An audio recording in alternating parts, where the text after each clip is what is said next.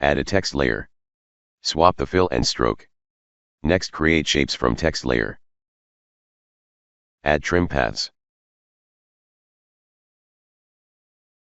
Add keyframes to the end path. Change the stroke size. Duplicate the shape layer.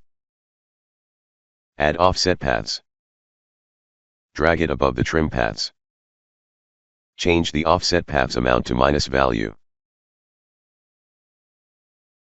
Change the stroke size.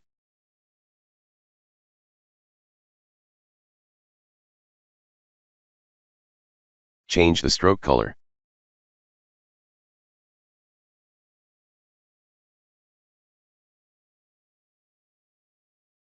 Add adjustment layer.